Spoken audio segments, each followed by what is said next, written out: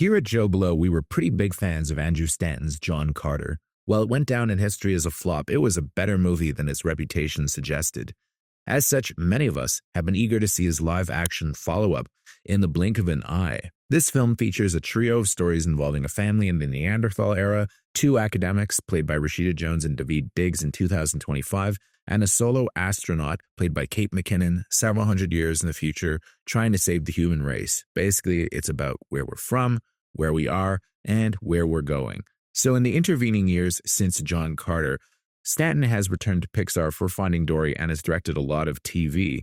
It's kind of a disappointment, though, that his first big live-action movie since John Carter is only getting a Hulu release via Searchlight. But a new Stanton movie is always an event, especially considering that he directed one of the greatest science fiction films of all time, Pixar's WALL-E. Sadly, In the Blink of an Eye is a bit of a slog. While only running 90 minutes, the film isn't as profound as it no doubt aims to be, with all three tales offering nothing you haven't seen done before. And the fact that each of them only gets about 30 minutes or so to play out makes any emotional investment hard to pull off.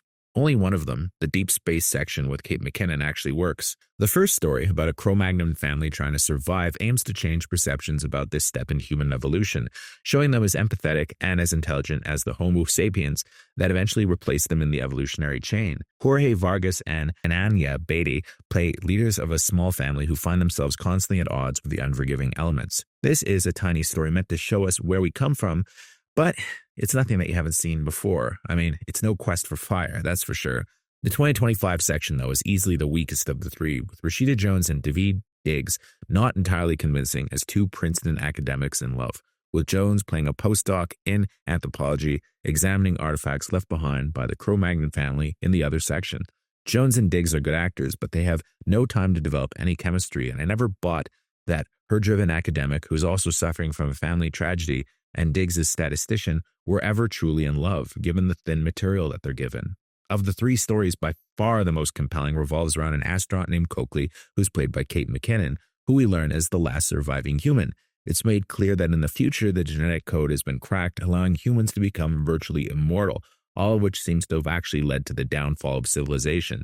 She's a long-term astronaut who's been on a mission for 300 years to populate a new planet, with only the ship's sentient AI to keep her company. This part of the movie should have been the entire film, as I'm sure it played a role in getting the script by Colby Day onto the blacklist. The relationship between Coakley and Roscoe, the AI, has more heart than anything else in the film and poses some interesting questions about humanity's evolving relationship with technology.